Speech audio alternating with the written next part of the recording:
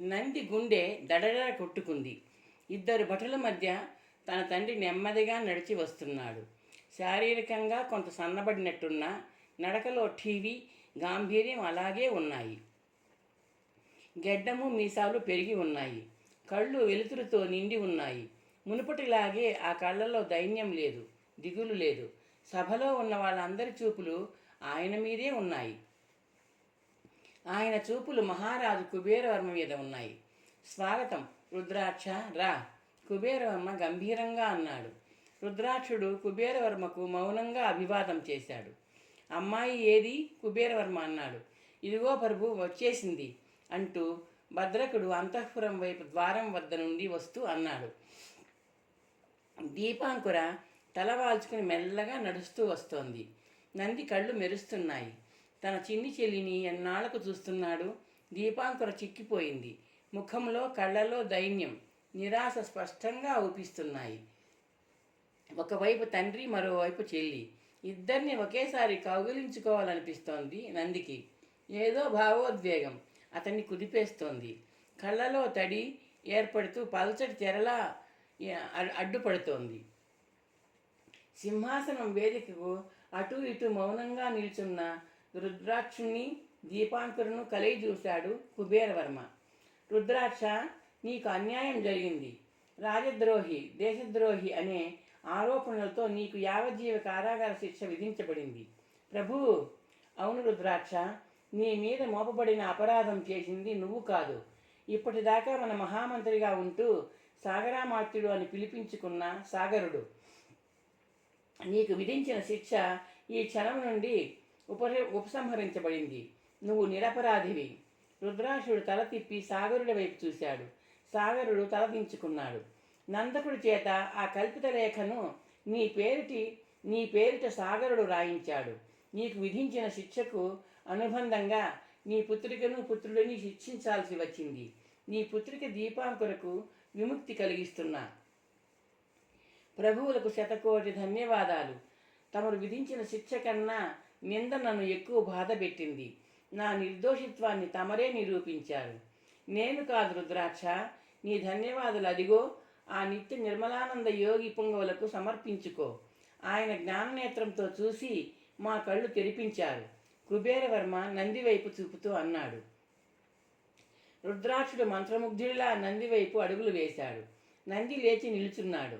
తన వైపు చూస్తున్న రుద్రాక్షుడి కళ్ళలోకి చూశాడు. ఆర్య, నమస్కరించండి, మీరు పెద్దలు ఆశీర్వదించాల్సిన వారు అన్నాడు రెండు చేతుల్ని పట్టుకుంటూ. లాలస చిరునవ్వుతో చూస్తోంది. దీపాంకుర తండ్రి వైపు పరిగెత్తుకు వచ్చింది. నాన్న అంటూ ఏడుస్తూ అతని మీద వాలిపోయింది. రుద్రాక్షుడు ఈదురుగాలికి వణికే తీగలా కదిలిపోతున్న కూతుర్ని పొదవి పట్టుకున్నాడు. ఏడవకు తల్లి, మహారాజు గారు మనకు పునర్జన్మ ప్రసాదించారు, రుద్రాక్షుడు బొంగురుగా అన్నాడు. నంది దీపాంకుర తల మీద అరచేతిని ఉంచాడు. ఏడవకమ్మా అన్నాడు ఓదార్పుగా.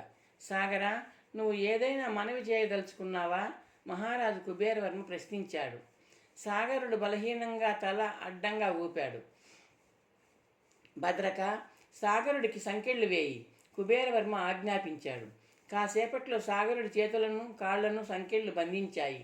మహారాజు సాగరుడికి విధించే శిక్ష ఏమిటో వినాలన్న ఆతృతతో సభలో అందరూ ఊపిరి బిగబట్టి చెవులు రిక్కించారు. సాగరా, నువ్వు చేసిన దారుణ నేరానికి నీతిమంతుడు, దేశభక్తుడు అయిన రుద్రాక్షుడి యావజ్జీవ కారాగారవాస శిక్షను నీకు విధిస్తున్నాం, కుబేరవర్మ గంభీరంగా అన్నాడు. సభలో కలకలం బయలుదేరింది.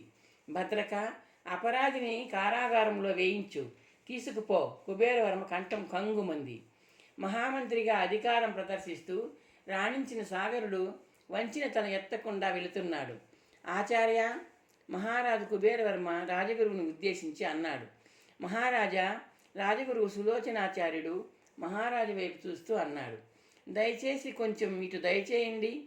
సులోచనాచార్యుడు తన స్థానం నుండి లేచి సింహాసనం వేదిక వద్దకు నడిచి ప్రశ్నార్థకంగా చూశాడు. మహారాజు కుబేరవర్మ రాజగురువు వైపు చిరునవ్వుతో చూశాడు. ఈ క్షణం నుండి రాజగురుదేవులు, మహామాత్యులు మీరే. ఆ ఆసనాన్ని అధిష్ఠించండి. మహారాజా, మాకు మార్గదర్శనం చేయండి. మహామాత్య, కుబేరవర్మ గంభీరంగా అన్నాడు. ఆస్థాన లేఖకుడు ధనదాహంతో చేయరాని పని చేశాడు. అతనికి వేయదగిన శిక్షను సూచించండి. సులోచనాచార్యుడు తలవాల్చి చేతులు కట్టుకుని నిలుచున్న నందకుడి వైపు చూశాడు.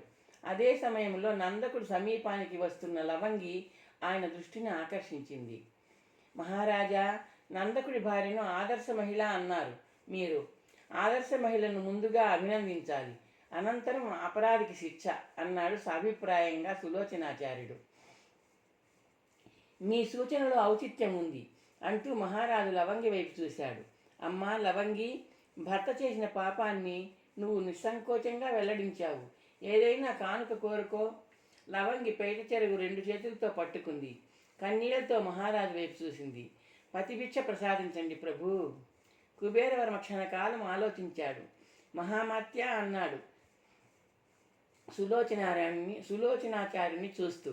మహారాజా, నందకుడు తన ఉద్యోగ ధర్మం విస్మరించి అసత్య లేఖ లిఖించి ఆ వృత్తికి ఆ పదవికి తాను తగనని నిరూపించుకున్నాడు. ఆస్థాన లేఖక పదవి నుండి తొలగించడమే తగిన శిక్ష. కుబేరవర్మ తల పంకించాడు. అపరాధి నందకుడిని ఆస్థాన లేఖక పదవి నుండి తొలగిస్తున్నాం. ఆ పదవితో పాటు అతనికి దారాదత్తం చేసిన మడులు, మాన్యాలు, గృహవసతి తదితర సదుపాయాలను ఉపసంహరిస్తున్నాం. అతని ధర్మపత్ని కోరికను మన్నించి కారాగార శిక్ష విధించకుండా నందకుడిని వదిలివేస్తున్నాం. లవంగి చేతులెత్తి నమస్కరించింది. నందకుడు ఆమెను అనుసరిస్తూ మహారాజుకు చేతులు జోడించాడు. భర్త తస్కరించిన వజ్రాల హారాన్ని, మేము అతనికి బహుకరించిన ముత్యాల హారాన్ని లవంగి కామరూపికకు సమర్పించుకుంది. అందుకు అభినందనగా ఆమెకు ఒక రత్నాల హారం ఇవ్వబడుతుంది. మహారాజు కుబేరవరం ప్రకటించాడు. లవంగి మళ్ళీ నమస్కరించింది. సభలో హర్షధ్వానాలు వ్యాపించాయి. మహారాజు మరొక ఆజ్ఞ వెలువడాల్సి ఉంది. సులోచనాచార్యుడు చిరునవ్వుతో అన్నాడు.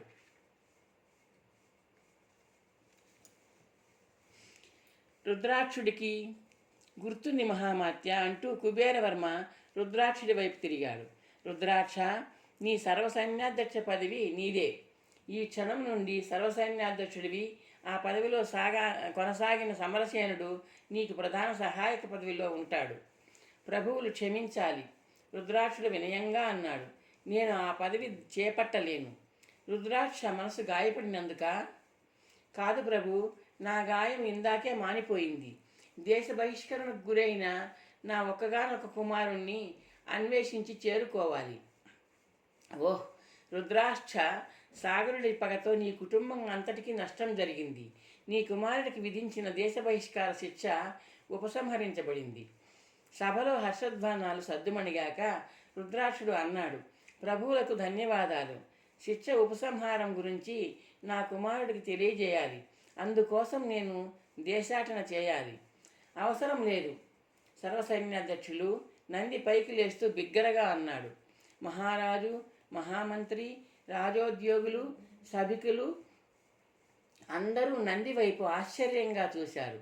యువరాణి లాలస చిరునవ్వుతో చూస్తోంది. రుద్రాక్షుడు దీపాంకుర ప్రశ్నార్థకంగా చూస్తున్నారు. గురుదేవ, మహారాజు ఆశ్చర్యంగా అన్నాడు. నంది కొంచెం ముందుకు జరిగి మహారాజు గారి వైపు తదేకంగా చూశాడు. రుద్రాక్ష పుత్రుడు నంది కోసం అన్వేషించాల్సిన అవసరం లేదు. అతను ఈ నగరంలోనే ఉన్నాడు. ఈ నగరంలోనా గురుదేవా? ఎక్కడా? కుబేరవర్మ గంభీరంగా అన్నాడు. ఇక్కడ. అవును మహారాజా, ఇక్కడే, మీ కళ్ళ ముందే. గురుదేవా, మీరు? గురుదేవా అనకండి మహారాజా, నేనే నంది. మహారాజు కుబేరవర్మ, మహామంత్రి నివ్వెరపాటుతో తమ ఆసనాల మీద నుండి లేచారు. వారితో పాటు కూర్చున్న రాజోద్యోగులందరూ లేచి నిలుచున్నారు. సభలో కలకలం. రుద్రాక్షుడు వణుకుతున్న కాళ్లను అదుపులో ఉంచుకునే ప్రయత్నం చేస్తూ నంది వైపు అడుగులు వేస్తున్నాడు. క్షణంలో అతను, నంది, దీపాంకుర ఒకరికొకరిలో ఒకరు ఒదిగిపోయారు. ఇది నిజమా? నంది నిత్య నిర్మలానంద యోగి అయ్యాడా? మహారాజు కుబేరవర్మ ఆశ్చర్యంగా అన్నాడు. అవును నాన్నగారు, లాలస లేస్తూ బిగ్గరగా అంది. సభ 1000 కళ్ళతో యువరాణి వైపు చూసింది. లాలస? మహారాజు కుబేరవర్మ కంఠంలో ఆశ్చర్యం గంటలా ధ్వనించింది. తప్పించుకుని వెంటాడుతున్న వాళ్లకు చిక్కకుండా ప్రాణాలు అరిచేతిలో పెట్టుకుని పరుగెడుతూ ఒక చీకటి వీధిలో తారసిల్లిన ఒక వ్యక్తి మీద వాలి స్పృహ కోల్పోయాను. ఆయనెవరో నాకు తెలియదు, నేనెవరో ఆయనకు తెలియదు. నాకు తను చేరదీసి రక్షించింది తనకు, తండ్రికి, చెల్లికి శిక్షలు విధించిన కామరూప చక్రవర్తి గారి కూతురేనని తెలిసిన తరువాత కూడా నంది వెనుకాడలేదు, ప్రతీకారం చేయాలనుకోలేదు. తన ప్రాణాలు పణంగా పెట్టి మీ కుమార్తెను రక్షించి తీసుకువచ్చాడు. మన రాజ్యంలోకి అడుగుపెట్టకూడదని, బహిష్కరణ శిక్ష ఉందని మొండికేశాడు. అపరాధులు ఎవరో విచారించి తాను నిరపరాధులను నిరూపించుకోవడానికి అతను మన నగరానికి రావాలని నేనే వాదించి ఒప్పించాను.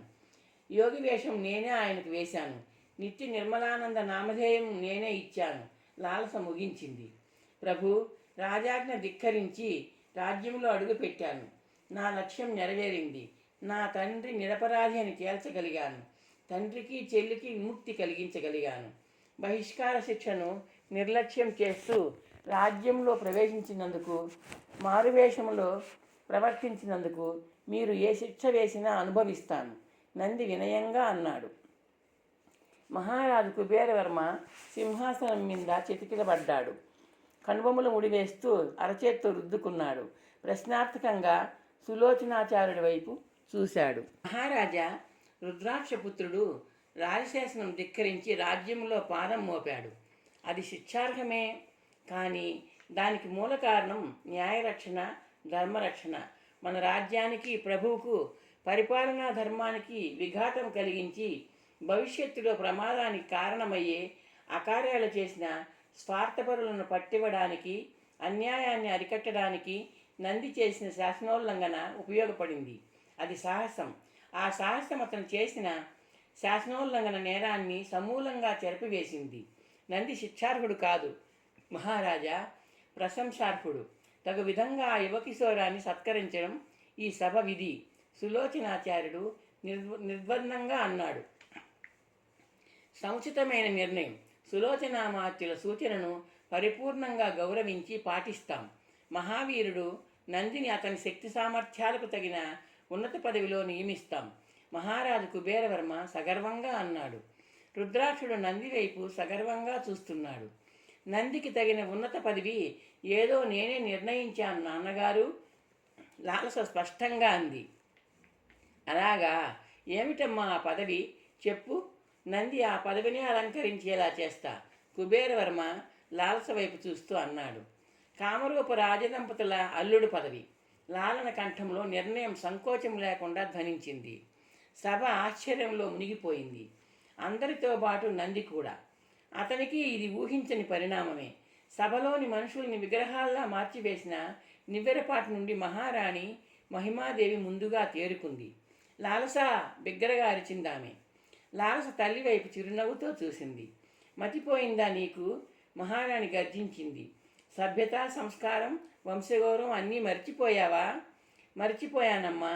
నా మాన ప్రాణాలు మహాపదలో ఉన్న తరుణంలో నంది చేతిని పట్టుకొని పరిగెత్తాను.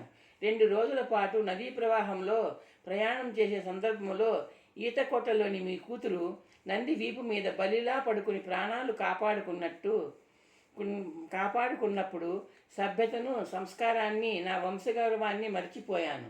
అశ్వికులు వెంటాడుతూ ఉంటే గంగిరెద్దుల వాడిలా వేషం వేసుకున్న నందితో పాటు గర్భిణి అయిన గంగిరెద్దుల ఆడి భార్యగా రాత్రి పగలు కాళ్ళు బొబ్బలెక్కేలా ప్రయాణం చేసినప్పుడు అవన్నీ మర్చిపోయాను. గడపల ముందు గంగిరెద్దును ఆడించి నంది ఆహారం అడుక్కు తెచ్చి ఇచ్చినప్పుడు అవన్నీ మర్చిపోయాను, లాలస గంభీరంగా అంది. ఆమె మాటలు హర్షధ్వానాలు సృష్టించాయి. కుబేరవర్మ కూతురు దగ్గరగా నడిచాడు. లాలస, ఆపదలో రక్షించిన వ్యక్తి పట్ల మనసు ఆర్ద్రం అవడం సహజమే. నువ్వు అంతర్ధానమైనప్పుడు నిన్ను అన్వేషించి సురక్షితంగా తెచ్చి అప్పగించే రాకుమారుడికి నిన్ను ఇల్లాలుగా చేసి రాజ్యం ఇచ్చివేస్తానని ప్రకటించాను కూడా. అయితే నిన్ను రక్షించి తీసుకువచ్చిన వ్యక్తి రాకుమారుడు కాదు. నీ ఎన్నిక మమ్మల్ని ఆందోళనకు గురి చేస్తోంది. నా మాట వినండి నాన్నగారు. మీరు ఈ ప్రకటన విన్న రాకుమారుల్లో ఒక్కరైనా ప్రయత్నించారా? నన్ను వెతికి తీసుకువస్తానని ఒక్క రాకుమార వీరుడైనా ప్రకటించాడా? నంది గురించి 2 మాటలు వినండి. ఆపదలో నిస్సహాయురాలుగా అతన్ని ఆశ్రయించినప్పుడు కానీ, ఒంటరిగా అతనితో చెట్ల మధ్య పుట్టల మధ్య కారడవులలో ప్రయాణం చేసినప్పుడు కానీ, గంగిరెద్దుల వాని వేషంలో అతని భార్యగా నటించినప్పుడు కానీ, నదీ ప్రవాహంలో అతని వీపు మీద కూర్చున్నప్పుడు కానీ నంది నా వైపు చులకనగా చూడలేదు. అందగత్తె నిస్సహాయంగా తన గుప్పెట్లో ఉందన్న భావంతో, కోరికతో కానీ కామంతో కానీ చూడలేదు. నిస్సహాయురాలైన కన్య మీద కన్ను వేయకుండా కాపాడటం నిజమైన మగతనం నాన్నగారు. అదే నిజమైన పురుష లక్షణం. అందుబాటులో ఉన్న అబల కోసం అరులు చాతని పురుష లక్షణం యథార్థమైన పురుష లక్షణం. ఈ లక్షణాలున్న ధైర్యవంతుడు, నిగ్రహం కలిగిన యువకుడు, వీరుడు మీ అల్లుడు కావాలని ఆశిస్తున్నాను నాన్నగారు. కేవలం రాకుమారుడిగా జన్మించిన సామాన్యుని కాదు. నా వివాహం జరిగితే ననితో జరుగుతుంది, అంతే. మహారాజు మహారాణి అయోమయంగా ముఖాలు చూసుకున్నారు. ఇద్దరూ అదే అయోమయంతో సులోచనాచార్యుడి వైపు చూశారు. తన మాన ప్రాణాలను నిస్వార్థంగా కాపాడిన వీర యువకుడికి వ్యక్తిత్వాన్ని కన్నెపిల్ల మనసు లతలా అల్లుకుపోతుంది. రుద్రాక్షపుత్రుడు నంది ధీరుడు, ఉదాత్తుడు అయిన నాయకుడిని స్పష్టంగా అర్థమవుతోంది. అందాల భరిణి అయిన యువరాణిని మరొకరైతే అంత నిర్వికారంగా అప్పగించేవారు కాదు. నేను రాజగురువుగా, మహామంత్రిగా, తమ శ్రేయోభిలాషిగా యువరాణి సౌభాగ్యవతి లాలసాదేవి ప్రతిపాదనను సమర్థిస్తున్నాను, సులోచనాచార్యుడు అన్నాడు. సభాంగణంలో హర్షధ్వానాలు ప్రతిధ్వనించాయి. రుద్రాక్షుడు చెమ్మగిల్లిన కళ్ళతో నందిని చూస్తున్నాడు. నంది నివ్వెరపాటుతో లాలస వైపే చూస్తున్నాడు. నేను ఈ ప్రతిపాదన తెచ్చినప్పుడు నంది నిర్బంధంగా తిరస్కరించాడు. అల్లుడు గమని ఆజ్ఞాపించండి నాన్నగారు, లాలస అంది. మహారాణి మహిమాదేవి కుమార్తె వైపు రెప్ప వేయకుండా చూసింది. లాలస, ఇది రాజకుటుంబానికే సంబంధించిన విషయం, రాజ్యానికి సంబంధించిన విషయం కాదు. నిండు సభలో చర్చించాల్సిన అవసరం లేదు. అది అవాంఛితం కూడా. లాలస తల్లివైపు చిరునవ్వుతో చూసింది. నా వివాహమే జరిగితే రాజ్యమంతా ఊరు వాడ ఇంటింటా ఉత్సవాలు చేసుకోవాలని ఆదేశిస్తావే. రాజ్యమంతా పండుగ చేసుకునే విషయం కుటుంబానికి ఎలా పరిమితం అవుతుందమ్మా? అమ్మాయి చెప్పింది నిజం, కుబేరవర్మ అన్నాడు. లాలస అదృశ్యమైన నాటి నుండి ఈనాటి దాకా జరిగినవన్నీ మన సామ్రాజ్యమంతా తెలుసు. ఈ అంశాన్ని దాచవలసిన అవసరం లేదు. ప్రభువుల అభిప్రాయం శ్లాఘనీయం అన్నాడు సులోచనాచార్యుడు. మహారాజు రుద్రాక్ష వైపు తిరిగాడు. రుద్రాక్ష, నీ అభిప్రాయం ఏమిటో? జరుగుతున్నదంతా ఏదో కలలాగా ఉంది. నా కాళ్ళు నేల మీద లేవు. అడగండి ప్రభు, ఆజ్ఞాపించండి. రుద్రాక్షుడు చెమ్మగిలిన కళ్ళతో చూస్తూ బొంగురుగా అన్నాడు. నంది, కుబేరవర్మ గంభీరంగా పిలిచాడు. నంది ఆయన ముందుకు నడిచి వినయంగా నిలుచున్నాడు. యువరాణి నిన్ను ఆజ్ఞాపిస్తున్నా. మా కుమార్తెను వివాహం చేసుకో. నంది ఓరగా లాలస వైపు కాసేపు చూసి మహారాజు వైపు తిరిగి వినయంగా చేతులు కట్టుకుని తలవాల్చాడు. దీపాంకుర నంది దగ్గరగా జరిగి అతని చేతి మీద తన చేతిని వేసింది. ఆ స్పర్శ ధ్వనిలేని భాషలో ఆమె ఆనందాన్ని అతనికి తెలియజేస్తోంది. మహారాజా, ఒక విషయం విన్నవించాలి, సులోచనాచార్యుడు అన్నాడు. చెప్పండి. వివాహాలకు సిద్ధాంత ముహూర్తాలు ఈ మాసంలో మాత్రమే ఉన్నాయి. తరువాత ఈ సంవత్సరంలో శుభముహూర్తాలు లేవు. ఈ మాసంలోనే నిర్ణయించండి, ఆలస్యం ఎందుకు? కుబేరవర్మ చిరునవ్వుతో అన్నాడు. సులోచనాచార్యుడి వేళ్ళు పెదవులు కదులుతున్నాయి. గణన ముగించి ఆయన మహారాజు వైపు చూశాడు. దశమి బుధవారం, చక్కటి ముహూర్తం ఉంది మహారాజా. అన్ని విధాలా శ్రేష్టమైన ముహూర్తం. శుభం. ఆనాడే మా కుమార్తె వివాహం, కుబేరవర్మ ప్రకటించాడు ఉత్సాహంగా. రాజ్యమంతా చాటింపు వేయించండి, మహారాణి అంది. నంది కుబేరవర్మ వైపు వినయంగా చూశాడు. మహారాజు గారికి ఒక మనవి. దేశాంతర వాసంలో ఉన్నప్పుడు నాకు ఆశ్రయం ఇచ్చిన కుటుంబాలు 2 ఉన్నాయి. ఒకటి పుష్పగిరి రాజ్యంలోని శివగిరి పట్టణంలో, రెండవది రత్నకటకంలో ఉన్నాయి. ఆ కుటుంబాలను వివాహానికి ఆహ్వానించాలి. అందుకు తమ అనుమతి కావాలి. అందుకు అభ్యంతరం ఏముంది నాయన, ఆహ్వానించుదాం, కుబేరవర్మ అన్నాడు. వివాహానికి ముందే నంది తన వేషం తీసివేసి నిజరూపంలో కనిపించాలి అంది లాలస నవ్వుతూ. అందరూ నవ్వారు. నంది లాలసల వివాహం వైభవంగా జరిగింది. వివాహానికి వచ్చిన భజరంగి కుటుంబాన్ని, అపరంజి కుటుంబాన్ని నంది లాలస వస్త్రాలతో ఆభరణాలతో సత్కరించారు. నంది బజరంగిని ఆయన పుత్రికలను రాజదంపతులకు పరిచయం చేశాడు. అపరంజిని ఆమె భర్త మోదకుడిని పరిచయం చేశాడు. తాను తలదాచుకున్న విషయాన్ని లాలస తల్లిదండ్రులకు వివరించింది. కుబేరవర్మ ఆ విశిష్ట అతిథులను చిరునవ్వుతో చూశాడు. మా అల్లుడి గారి పట్టాభిషేకం త్వరలో జరుగుతుంది. ఆ ఉత్సవం జరిగేదాకా మీరందరూ ఇక్కడే మా అతిథులుగా ఉండాలి. అవును అంది మహారాణి మహిమాదేవి. మహారాజు గారికి చిన్న విన్నపం. ఆ కార్యక్రమానికి ముందు 2 కార్యక్రమాలు జరగాలి. కుబేరవర్మ ప్రశ్నార్థకంగా చూశాడు. నంది తన తండ్రి సమీపంలో నిల్చున్న చిన్ననాటి మిత్రుడు మానితుడిని దగ్గరగా రమ్మని సైగ చేశాడు. మానితుడు వచ్చి రాజదంపతులకు వినయంగా నమస్కరించాడు. ఇతను నా ప్రాణమిత్రుడు మానితుడు. నా చెల్లెలు దీపాంకర వివాహం మానితుడితో జరిపించాలి నంది అన్నాడు. అలాగే జరిపించిన ఆయన శుభం కుబేరవర్మ అన్నాడు. దీపాంకురకు అంతఃపుర 7 వారాల నగలు బహుకరిస్తుంది మహారాణి మహిమాదేవి అంది. లాలస కొంచెం దూరంలో నిల్చుని సిగ్గు ఒలకపోస్తున్న దీపాంకురును దగ్గరకు తీసుకుంది. నంది, నీ 2వ కార్యక్రమం ఏమిటి? మహారాజు అడిగాడు. పట్టాభిషేకానికి ముందు కొన్నేళ్ల పాటు నేను మీ అడుగుజాడలలో నడుస్తూ పరిపాలనా శిల్పాన్ని అభ్యసించాలి నంది వినయంగా అన్నాడు. అల్లుడు గారిది సముచితమైన నిర్ణయం. సామ్రాజ్య సంక్షేమానికి అది అవసరం సులోచనాచార్యుడు అన్నాడు. నందికి పరిపాలనలో శిక్షణ అవసరం ప్రభు రుద్రాక్షుడు అన్నాడు. రుద్రాక్ష, సర్వసైన్యాధ్యక్షుడిగా నీ సేవలు రాజ్యానికి అవసరం. ఆ పదవిలో కొనసాగు కుబేరవర్మ అన్నాడు. ఏదైనా అభ్యంతరం ఉందా? తమ అనుమానం అర్థమైంది ప్రభు. నేను చతురంగ బలాలకు అధ్యక్షుడిని. కాబోయే రాజు నందికి వ్యక్తిగత సేవకుడిని కాదుగా. రుద్రాక్షుడు నవ్వుతూ అన్నాడు. మా అల్లుడి పేరు మార్చివేస్తున్నాం కుబేరవర్మ అన్నాడు. నంది కాదు మహానంది. అందరూ ఆశ్చర్యంగా చూశారు.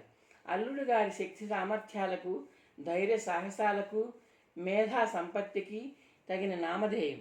సౌభాగ్యవతి యువరాణిని రక్షించడంలో ధైర్య సాహసాలు, ఇక్కడ సాగరుడి కుట్రను ఛేదించడంలో అపారమైన తెలివితేటలు చూపించారు.